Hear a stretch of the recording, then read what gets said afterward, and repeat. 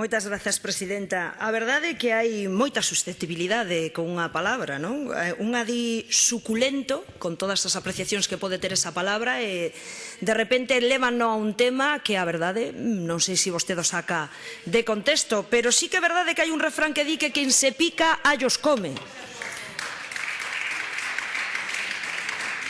Ese é un refrán un pouco importante. O que quería chamar a atención sobre os 60 millóns de euros do concurso, máis que nada era porque este concurso está a significar, o cual significa que evidentemente tiñamos que facer algo, que por cada usuario do 0,65 lle estaba a custar este servicio ás arcas de todos os galegos 6.500 euros ao ano, é dicir, máis de 1 millón das antiguas pesetas. Polo tanto, algo non estaba a funcionar ben, como decía vostede, que podería mellorarse. Pois evidentemente pode mellorarse. E mire, señor Adán, eu falo do bipartito porque se de algo teño claro é que todos temos un pasado. E todos temos que ser e dar conta do que fixemos, do que dixemos e, sobre todo, do que facemos. E vostede estaba nese goberno. Vostede estaba precisamente no goberno do bipartito que fixo un decreto que contemplaba o copagamento do 0,65. E é este goberno o que non contempla o copagamento do 0,65. E, señor Adán, deixe de terxiversar as palabras. Modelo de privatización do 0,65, do novo 0,65, pero si é cuspidiño o mesmo modelo que está a desenvolverse agora. É exactamente o mesmo. Que pasa? Que o 0,65 actual, o que hai agora, non é privatización, e o que vai haber co novo concurso é privatización cando estamos facendo o mesmo, adxudicar ás empresas o transporte adaptado. É que de verdade, señor Adán, teñan un pouquiño de seriedade.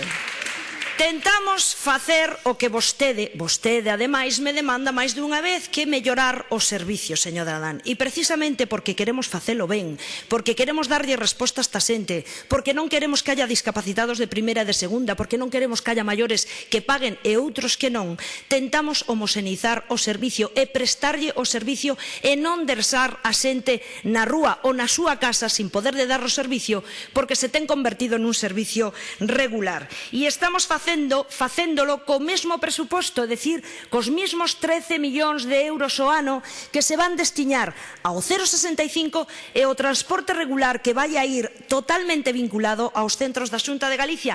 Por primeira vez, exactamente igual que na Consellería de Educación e Transporte regular para os nenos, haberá no agora para as persoas con discapacidade e para as persoas dependientes, sobre todo para esas 8.000 que xa teñen o dereito. E máis, por primeira vez, nunca o fixo antes un goberno, se está a financiar o transporte que se está a desenvolver desde as entidades de discapacidade. 2.300 plazas concertadas que teñen incrementado agora o seu prezo de concerto para poder precisamente atender as necesidades dos seus usuarios. E como quere que lle fale de números, máis alá dos 13 millóns de euros que estamos a investir no ano 2014 en varios concursos, agora falemos de autobuses. Sí, señora, había 114 autobuses no 0,65 ata día de hoxe. Haberá no próximo 0,65 44 como mínimo. Como mínimo, o concurso sale de 44 a 80 autobuses. Vaya tomando nota.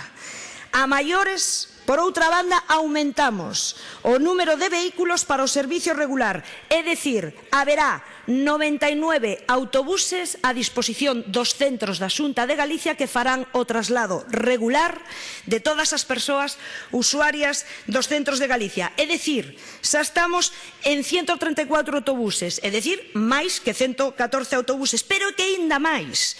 É que además estamos financiando con diñeiro público os autobuses das entidades con discapacidade. É dicir, a día, despois de que se resolvan os concursos, 362 autobuses estarán financiados e subvencionados e apoiados pola Xunta de Galicia para facer precisamente o transporte regular. Señor Adán, de que emprego quere que falemos?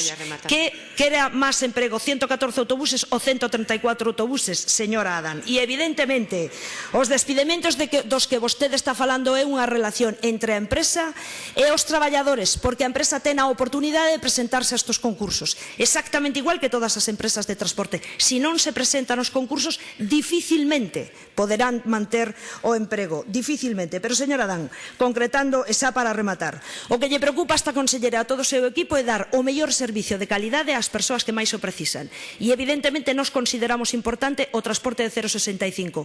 Por eso, o puntual seguirá sendo gratis e por decreto, non como fixeron vosotros. E instalamos o transporte regular, evidentemente, homoxeneizado para todos os galegos. Nada máis e moitas grazas.